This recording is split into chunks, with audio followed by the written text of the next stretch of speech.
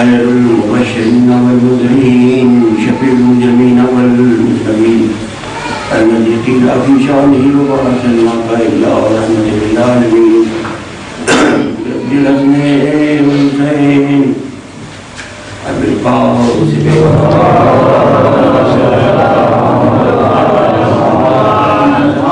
اللهم ولا به ووزيره ووزيره وخليفته وصاحب منبره علي بن أبي طالب إمام المشارق وإمام المغارب وآله الطيبين الطاهرين المعصومين أما بعد قال الله تعالى في القرآن المجيد وفرقان الحميد بسم الله الرحمن الرحيم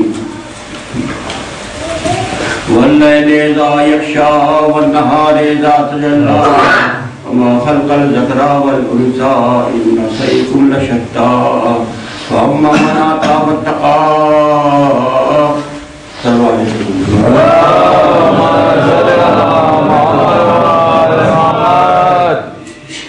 یہ صلی اللہ علیہ وسلم کی آخری مجلس ہے.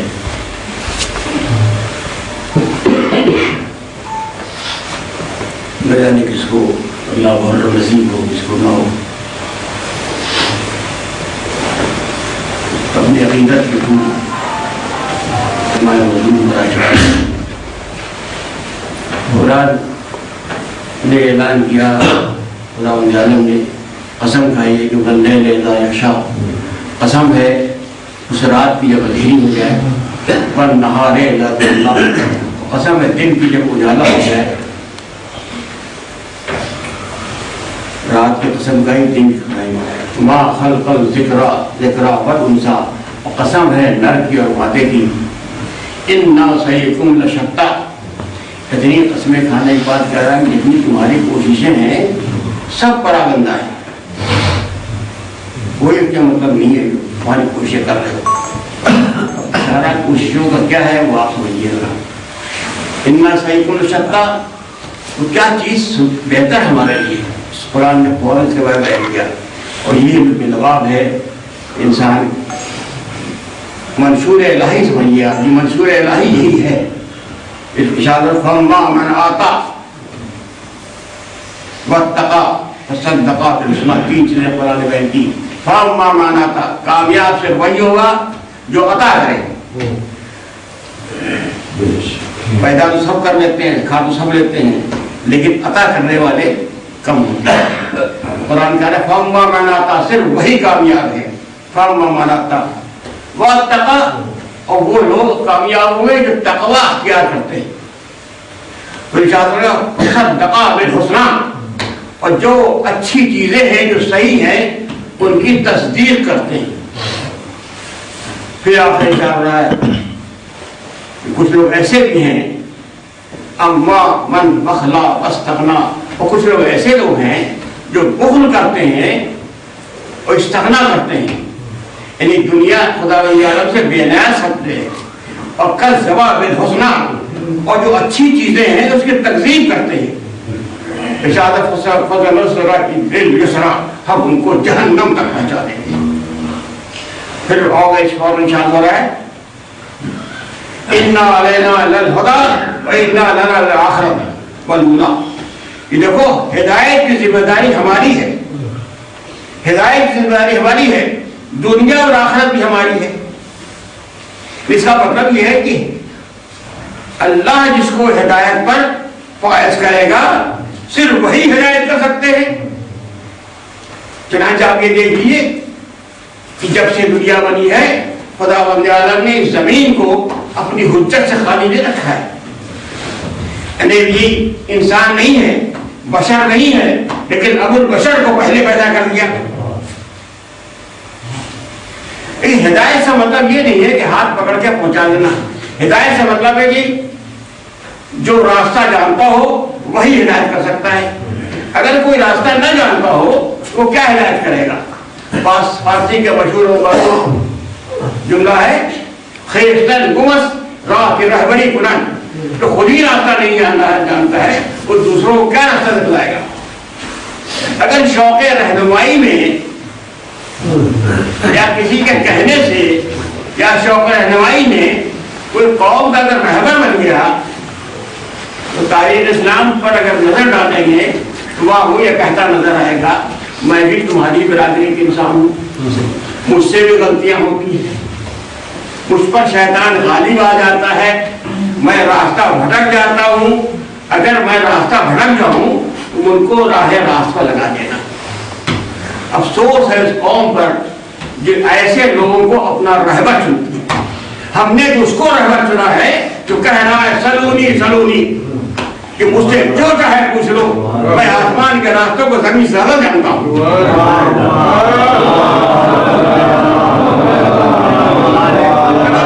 اگر تاریخ عظمت کا ملاحظہ کریں آپ تو ہر شخصیت تاریخ عظمت پہلے بیٹھ میں علم کا بحر ناپید کنار ملے گا, فضیلتوں کا ٹھاٹھے مار کا سمندر ہے, مناقب کا مرکز ہے. جس کو دیکھ لیجیے آپ تو قرآن نے ایک جگہ صاف صاف اعلان کیا سورہ یونس میں افمن یہدی الی الحق حق کو, کہ دیکھو تمہارے پاس دو قسم کے انسان ہیں. قرآن کہہ رہا ہے, میں قرآن کہہ رہا ہے سورہ یونس آیت نمبر 35. قرآن کہہ رہا ہے کہ دیکھو تمہارے پاس دو قسم کے انسان ہیں. ایک انسان تو وہ ہے جو محتاج ہدایت ہے, اور ایک انسان وہ ہے جو ہدایت کر سکتا ہے. اب یہ بتا دو تم کس کی پیروی کرو گے, اس کی کرو گے جو محتاج ہدایت ہے, یا اس کی کرو گے جو ہدایت کر سکتا ہے. قرآن کہہ رہا ہے. یہ گویا قرآن اس انداز سے کہنا چاہتا ہے کہ دیکھو تمہارے پاس دو قسم کے انسان ہیں. ایک وہ ہے جو سلونی سلونی کہہ رہا ہے, ایک وہ ہے جو لالا علی لہقت عمر کہہ رہا ہے. تو کس کی پیروی کرو گے, اس کی کرو گے جو ہدایت کا محتاج ہے, یا اس کی کرو گے. اب آپ دیکھیے یہ ہلاکت کی آواز جو ہے تاریخ میں مستقل گونجتی رہی ہے. جن کو آپ امام اعظم کہتے ہیں, امام نہیں امام اعظم, آپ تو صرف امام ہیں, وہ امام اعظم ہیں.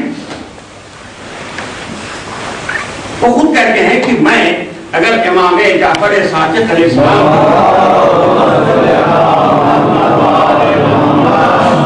خدمت میں 2 سال نہ رہتا تو میں ہلاک ہو جاتا. اور اس کے بعد جناب وہ جو ملک پھیلائے دنیا کو آپ دیکھیے کیا. ایک دفعہ امام کی خدمت میں ہے, امام نے پوچھا کہ تم فتویٰ کس سے دیتے ہو؟ قرآن سے. کہا تو قرآن میں نہ ملے تو کیا کرتے ہو؟ اب دیکھیے قرآن سے فتویٰ, آپ نے پوچھا ایک جگہ دیکھو قرآن میں لکھا ہے رب اجعل ھذا بلدًا آمنا, اس سے کیا مراد ہے؟ ایسے مراد ہے کہ کعبہ جو ہے وہ جائے امن.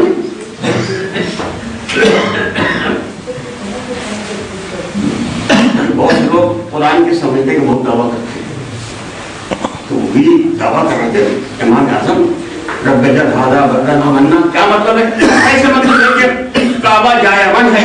آپ نے فوراً پوچھ لیا یہ بتاؤ کہ زبیر کیوں قتل ہوئے وہاں کے,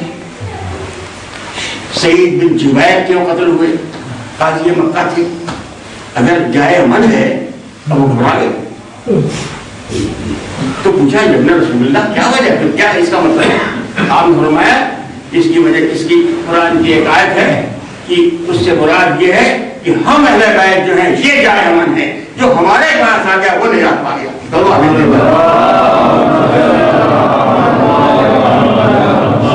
دیکھیے یہ امامت اور ولایت ایک حقیقت ہے, بعد توحید یہی ایک حقیقت ہے. اور رسول خدا نے اس حقیقت کو بار بار ہمیشہ اپنی وزارت کو اپنی وصایت کو بار بار اعلان کرتے رہے ہیں. یعنی جب نبوت کی شروعات ہوئی ہے اس وقت آپ نے اعلان کیا کہ یہ میرا ولی, یہ میرا وصیت, یہ بس. اور جب آخری وقت آ گیا آپ کا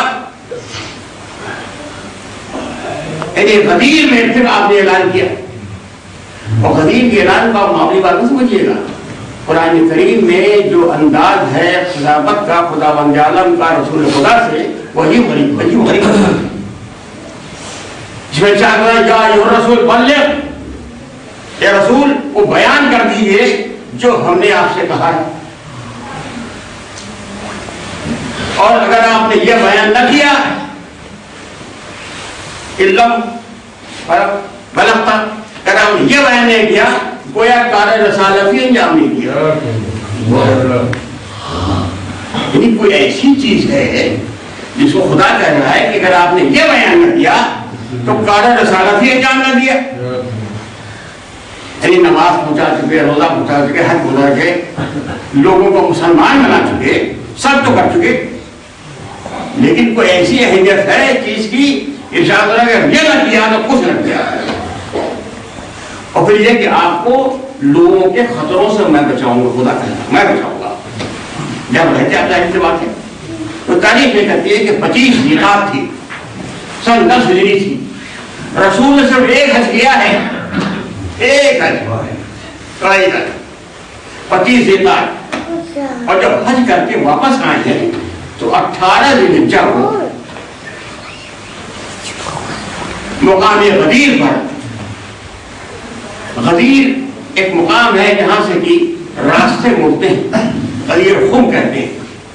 اس سے راستہ عراق کو جاتا ہے، اس سے راستہ ایران کو جاتا ہے، اس سے راستہ عرب کو جاتا ہے. ہر 4 راستے وہاں سے مڑ رہے ہیں، اسے خم کہتے ہیں. تو غدیر خم پر قرآن کی آیت آئی یا ایھا الرسول بلغ، اعلان کر دیجیے. آپ نے اعلان نہ کیا تو گویا آپ نے کار رسالت ہی انجام نہیں دیا. تاریخ یہ کہتی ہے کہ جو مجمع چلا گیا تھا اس کو بلایا، جو پیچھے رہ گیا تو اس کو روکا، اور تقریباً 1,20,000 ابن اسیر کہتے ہیں 1,40,000 کا مجمع تھا. اور جو آپ نے خطبہ دیا ہے، دیکھیے غدیر جو ہے کہ روایت نہیں ہے، کہ درایت ہے. روایت کہتے ہیں سنی سنائی باتوں کو، اور درایت کہتے ہیں عمل پیغمبر کو. عمل پیغمبر ہے. دیکھیے مجمع کو بلانا، پیچھے رکا اس کو روکنا، اور پھر وہاں پر تقریر کرنا، خطبہ دینا، یہ روایت نہیں ہے، درایت ہے. علی کو ہاتھوں پر بلند کرنا یہ روایت نہیں ہے، درایت ہے. یہ درایت ہے، اور اس سے کوئی انکار نہیں کر سکتا ہے. لکھا ہوا ہے کہ کم سے کم 110 صحابہ نے، ایک تو نہیں 110 صحابہ نے اس حدیث کو من کنت مولا کو صرف ایک زبان میں بیان کیا ہے. یہ متواتر حدیث ہے، تواتر کے ساتھ ہے. کوئی حدیث ایسی نہیں ملتی ہے جس میں کہ 110 صحابی نے وہی جملہ استعمال کیا ہو. اور اس کے بعد رسول خدا فرماتے ہیں کہ جبریل امین میرے پاس آئے اور کہا لا الہ الا اللہ حصنی فمن دخل حصنی من عذاب النار، کہ جو لا الہ الا اللہ میرا قلعہ ہے، جو اس قلعے میں داخل ہو گیا، فمن دخل، جو اس میں داخل ہو گیا وہ عذاب سے نجات پا گیا. رسول فرماتے ہیں کہ جبریل آئے کہ میرے پاس کہہ گئے لا الہ الا اللہ میرا قلعہ ہے. پھر رسول خدا نے فرمایا کہ پھر جبریل آئے، انہوں نے پھر کہا ولایت علی ابن ابی طالب حصنی.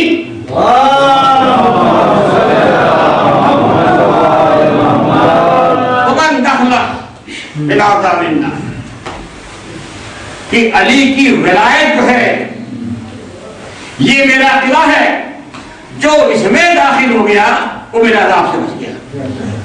دیکھیے یہ ولایت علی جو ہے کوئی معمولی بات نہیں ہے.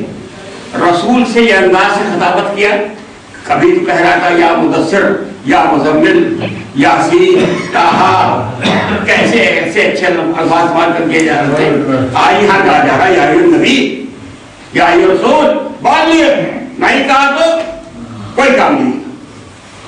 اب آپ دیکھیے جس قدر تیزی سے، جس قدر خدا بند عالم نے انداز اختیار کیا ہے یا حسن بلغ، تو میں آپ سے بھی بتا دوں کہ رسول نے بھی اسی انداز سے پیغام کا پہنچایا ہے. میرا سارا مقصد یہ تحریر کا یہ کس طریقے سے رسول نے اس پیغام کو پہنچایا ہے. پیغام کیسے پہنچایا؟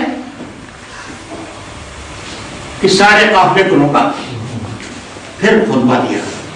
وہ خطبہ آپ کو معلوم ہے، میں اس کو نہیں بیان کرتا. خطبہ دیا اور ایک خاص عمل کیا کہ 3 روز تک اس تمام مجمع کو روکا. کہ 3 روز کی مسئلہ کیا ہے؟ 3 روز روکا، 1 دن نہیں، 2 دن نہیں، 3 دن. اور خیمہ ایک نصب کیا، اس میں مولائے کائنات کو بیٹھالا اور ایک اپنا خاص امامہ جس کا نام تھا صحاب، اپنے ہاتھوں سے رسول خدا نے صحاب جو ان کا خاص امامہ تھا اس کو سر پر پہنچایا، پہنایا. اور پہنانے کے بعد ایک لٹ اس کے آگے کر دی اور ایک لٹ پیچھے کر دی. اس کے بعد کہا یہ علی ذرا پیچھے سے مڑو، تو علی نے حکم کی پابندی کی. اس کے بعد کہا علی ذرا سامنے تو آؤ، تو آفتاب امامت جو تھا آفتاب رسالت کے سامنے آ گیا.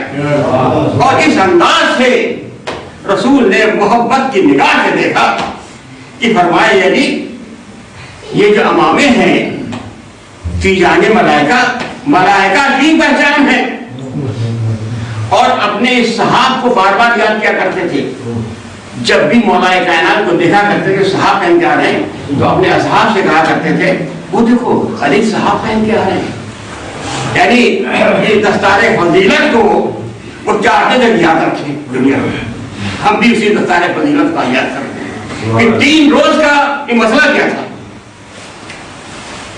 یہ مصلحت پیغمبر، میں کہہ رہا ہوں مصلحت پیغمبر، مصلحت تبلیغ پیغمبر. کہ 3 روز کا معاملہ کیا تھا؟ لیکن اس زمانے میں نہ تو کوئی ٹی وی تھا، نہ کوئی میڈیا تھا، نہ تو کوئی اخبار تھا. خبریں پہنچے کیسے؟ اس لیے کہ رسول کو حکم ہے یا رسول بلغ، پہنچا دیجیے. نہیں پہنچایا تو کچھ نہیں کام کیا. تو رسول نے بھی اسی انداز سے پہنچایا ہے. کوئی اخبار نہیں، کوئی ٹی وی نہیں، کوئی میڈیا نہیں. تو جو لوگ سامنے ہیں وہ تو سن رہے ہیں. من کنتو مولا فازا ولی مولا، جو سامنے وہ تو سن رہے ہیں. جو لوگ اپنے گھروں میں ہیں وہ کیسے معلوم ہو؟ تو یہ 3 روز کے روکنے کی مصلحت جو تھی یہ ہے حکمت پیغمبر، حکمت تبلیغ پیغمبر. کہ 3 روز تک روکا ہے. اور ایک خیمہ نصب کیا، اس میں سب سے کہا کہ جاؤ علی کو سلموا علی علی امیر المومنین، علی کو امیر المومنین کہہ کے سلام کرو.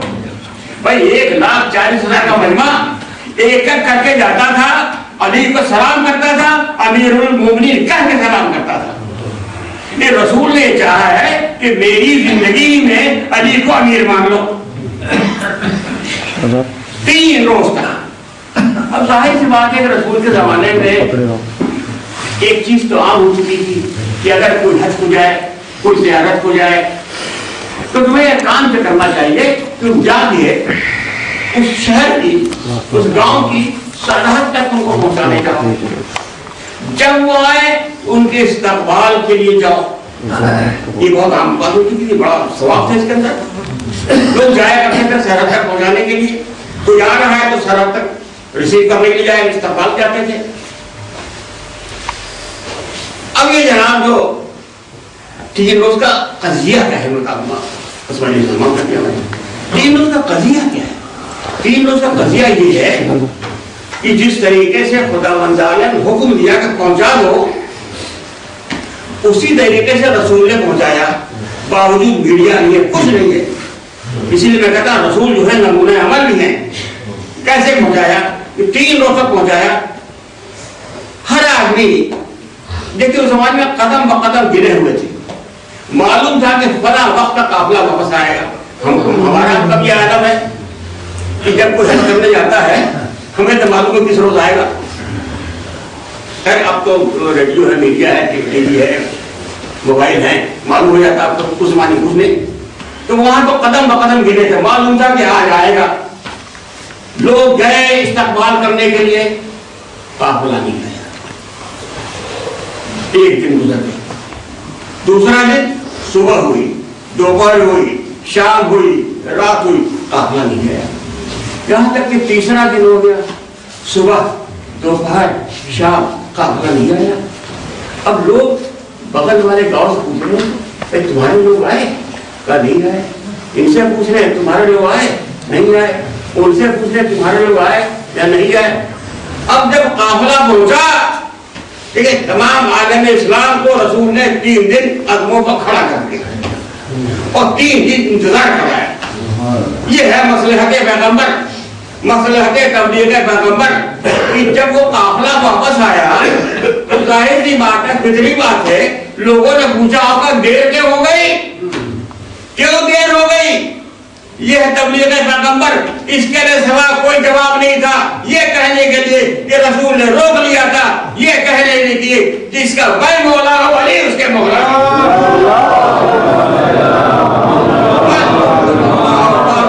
مولا جس کا بھائی مولا، یہ مسئلہ کہ تبلیغ پیغمبر ہے، میڈیا نہیں۔ اس لیے امامت ایک انسٹیٹیوشن ہے جو اللہ نے قائم کیا ہے، ابراہیم سے چلا ہے اور نسل پیغمبر میں چلا ہے۔ اور جب نسل پیغمبر میں چلا ہے اور جب امامت سے لوگ منحرف ہوئے ہیں تو سوائے ٹھوکر کھانے کچھ نہیں۔ قرآن میں لکھا ہوا ہے کہ مشہور معلومات ہے کہ فیروز نام کا ایک بادشاہ تھا ایران میں، لیکن ہماری ہندوستان بہت تماشے ہو رہے ہیں۔ اس نے اپنی بیوی کو طلاق دے دیا، بیوی کو چاہتا ہے بہت، اب تو غصے کا ہو سکتا ہے۔ اس نے کہا یہ تو بادشاہ، میں بادشاہ، میں ایسا نہیں کروں گا۔ چنانچہ پوچھتا رہا، حضرت نے کہا پھر ایک نے کہا ایسا کریے صاحب کہ ہلہ میں ایک رافضیوں کا مولوی رہتا ہے، اس کو بلا لیجیے۔ اور رافضی کون سا مولوی تھا معلوم ہے آپ کو؟ علامہ ہلوی، جن کا میں نے کبھی ذکر کیا ہے۔ 100 کتابیں لکھی انہوں نے ہے۔ جب ان کے مرنے کے بعد اور آپ گنے گئے تو زندگی میں جتنے دن تھے اس سے زیادہ اس کو رات تھے۔ علامہ ہلوی، ان کو بلایا گیا، یہ ایسا بات سجی ہوئی ہے، بادشاہ کا دربار سجا ہوا ہے، آپ آئے ہلوی صاحب، علامہ ہلوی، انہوں نے کیا کیا کہ بادشاہ پر جانے کے لیے اپنی دونوں جوتیاں ایک اس بغل میں اس بغل میں چلے دربار کے اندر، تو ہر مولوی ہنس رہا تھا، یہ دیکھو یہ رافضیوں کا امام ہے، اس کو اتنی تمیز نہیں ہے کہ جوتی باہر چھوڑ کے آئے۔ بادشاہ سے کہا دیکھو یہ اس کو بلایا آپ نے، بادشاہ تھا وہ ہوشیار آدمی، اس نے کہا حکیم کا کوئی کام عمل بغیر حکمت کے نہیں ہوتا ہے، کوئی بغیر حکمت کا نہیں ہوتا ہے۔ بلائے بیٹھانا، پوچھا بھائی یہ مسئلہ ہے؟ ان کا بھائی دیکھیں جوتی کیوں آپ لے کے آئے اس کے اندر؟ کبھی ایسا ہے کہ وہ شافعی جو تھے رسول کے زمانے میں، تو جب مسجد جاتے تھے تو لوگ جوتی چرا لیا کرتے تھے، شافعی بگڑ پڑے، ارے ہم تو تھے ہی اس زمانے میں، غلطی ہوئی، مالکی رہے ہوں گے، مالکی بگڑے، ہم تو تھے نہیں، ہم بلی بگڑے، ہر طریقے سے چاروں طرف بگڑتے رہے۔ تب ہلوی نے کہا کہ دیکھیے یہ کوئی صاحب نہیں تھی اس زمانے میں، اور ہم بلا فصل ہیں، ہم بلا فصل ہیں، ہم یہ جانتے ہیں کہ طلاق نہیں ہے۔ فرما دیتے ہیں طلاق نہیں ہے، اس سے بلا آپ پھر رجوع کر لیجئے ان سے، یہ ہے ہم بلا فصل ہیں، یہی رسول کی حدیث ہے، یہی رسول کا عمل ہے۔ آپ چنانچہ یہ تاریخ کا واقعہ ہے کہ تمام ایران جو تھا اس نے مذہب تشیع اختیار کیا، صرف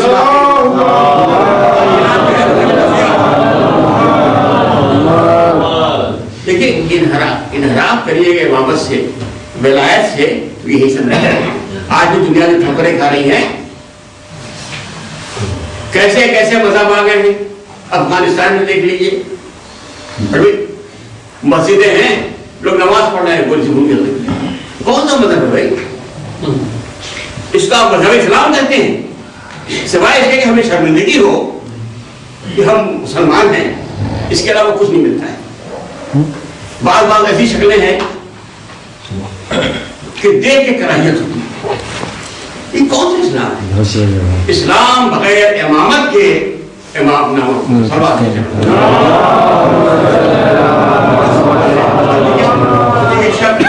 زیادہ فضائل بیان کی کرنی نہیں ہے. یہ وہ شب ہے اسے شب عاشور بھی کہتے ہیں, اسے شب قیامت بھی کہتے ہیں. یہ وہ شب ہے کہ حسین ان کے 72 جانشاروں کی حیات کی آخری رات. اسے حسین نے بدقت حاصل کیا تھا. اس میں امام حسین علیہ السلام کے ساتھ تمام رات تسبیح و تحلیل کرتے رہے. ان کی تسبیح و تحلیل کی آوازیں دور دور تک شہد کی مکھی سے سنائی دی.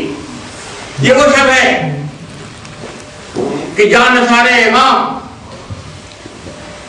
ان کو ان کی جانیں واپس کر رہے تھے, وہ ان کو ان کی جانیں واپس کر رہے تھے. آج کی رات شہزادیاں اپنے خیمے میں تڑپ تڑپ کے روئی ہیں, اس لیے کہ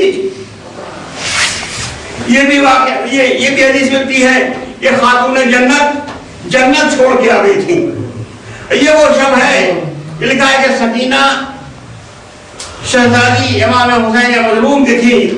تو تمام بچے جو اللہ 3 دن سے کر رہے تھے وہ یہ سوچ کے آئے کہ لاڈلی ہے حسین کی, شاید کچھ پانی بچا کے رکھا ہو. جب ان کے خیمے میں آئے انہوں کا شاید وہ بھی اماں کے پاس کچھ پانی ہو, تو فرماتی ہے کہ ہم نے وہ منظر دیکھا کہ ہمارا سینہ غم و علم سے طرف کے رہ گیا. ہم نے کیا دیکھا کہ ہماری بھوبی بھیا علی اصغر کو ہاتھوں میں لیے ہیں اور وہ ماہیے بے آب کی طرف تڑپ رہا ہے. اور آپ فرماتی ہیں کاش مجھے موت آ جاتی, اے علی اصغر تمہاری حالت میں یہ نہیں دیکھی جاتی ہے. اور ایک خیمے سے دوسرے خیمے تک ابو طراب کی بیٹی کی چادر چھینتی چل زمین سے لگتی چلی جا رہی تھی, مگر پانی کہیں میسر نہیں تھا. میں آپ سے کیا عرض کروں کہ اصغر کی شہادت, جناب اصغر کی شہادت ایسی شہادت ہے کہ امام حسین مظلوم نے جناب علی اکبر شہید ہوئے تو آپ کو یاد نہیں کیا ہے, عباس شہید ہوئے تو آپ کو یاد نہیں کیا ہے, قاسم شہید ہوئے تو آپ کو یاد نہیں کیا ہے, کسی بھی شہادت پر آپ کو یاد نہیں کیا ہے. مگر ہاں جب علی اصغر شہید ہو گئے تو یاد کیا کہ شیعوں کاش تم روزہ عاشور ہوتے تو تم دیکھتے میں کس طریقے سے اپنے ابن صغیر کے لیے پانی مانگ رہا تھا, کاش کہ تم ہوتے. اس لیے فرمایا کہ شیعوں کے پانی پینا تو شرط وفا یہ ہے کہ ہماری پیاس کو یاد کر لینا. ایسا غمگین واقعہ ہے کہ لکھا ہوا ہے کہ ایک صحابی امام سید سجاد آئے جناب سید سجاد کے پاس. سید سجاد نے پوچھا یہ بتاؤ کیا ہرملہ پکڑا گیا؟ اس نے کہا مولا آپ نے علی اکبر کے قاتل کا نام نہیں لیا, عباس کے قاتل کا نام نہیں لیا, آپ نے قاسم کے قاتل کا نام نہیں لیا, آپ نے حسین کے قاتل کا نام نہیں لیا, یہ آپ نے علی اصغر کے قاتل کیوں نام لیا؟ تو فرماتے ہیں کہ علی اصغر کی شہادت میں جو تیر لگا تھا وہ تین بھالے کا تیر تھا. اس میں ایک بھالے کا تیر میری دادی جناب فاطمہ زہرا کے سینے میں لگا ہے اور ایک بنی ہاشم کے سینوں پر ہے, اور فرماتے ہیں کہ تیسرا جو ہے شہدائے کربلا 72 کے سینے پر ہے. گریہ کرو دوستو, یہ مقام گریہ ہے, اس لیے کہ باب الحوائج 4 ہیں. ایک میں ذکر کرتا تھا جناب عباس باب الحوائج ہیں, ایک مسلم ابن عقیل ہے, ایک امام موسی کاظم ہے, ایک جناب علی اصغر بھی باب الحوائج ہے. ان کے ذریعے سے کوئی دعا مانگی جائے تو دعا قبول ہو جاتی ہے. وہ شخص کہتا ہے کہ میں وہاں سے کوفے میں آیا اور مختار کے پاس آیا. مختار نے کہا کہاں سے آ رہے ہو؟ کہا میں سید سجاد سے مل کے آ رہا ہوں. انہوں نے پوچھا ہے کہ ہرملہ پکڑا گیا کہ نہیں پکڑا گیا. اسی وقت آواز آئی ہرملہ گرفتار ہو گیا ہے. آپ نے فوراً سجدہ شکر ادا کیا. اس لیے صرف ایک شخصیت ایسی ہے جس کو سید سجاد نے بددعا دی ہے، اور بددعا کیا دی ہے کہ حرملہ تیرا چہرہ کالی ہو جائے اور تو ان لوگوں کا مزہ چکھ۔ چنانچہ جب حرملہ پکڑا گیا ہے تو اس کا چہرہ بالکل سیاہ تھا۔ مختار نے پوچھا ہے حرملہ یہ بتا تم نے کیا ظلم کیا ہے؟ تو کہنے لگا معاف کرنا ہے مختار، ہم بتا نہیں سکتے مجھ سے کیا ظلم ہوا ہے۔ ارے میرے پاس 7 تیر تھے، 4 تیر ضائع ہو چکے تھے، صرف 3 تیر بجے تھے اور زہر کے تیر بجے ہوئے تھے۔ ارے پہلا تیر جو میں نے مارا ہے اس وقت مارا ہے جب جناب عباس اپنے مشکیلہ پانی میں لے کے بھر کے چلے تھے، تو پہلا تیر میرا اس پر پڑا ہے۔ ارے دوسرا تیر آپ تو سن پائیے گا، کہتا ہے کہ دوسرا تیر میں نے اس وقت مارا جب کہ علی اصغر کو ہاتھوں پر امام مظلوم لے کے آئے تھے، تو میں نے وہ تیر مارا ایک کان سے دوسرے کان سے دیا۔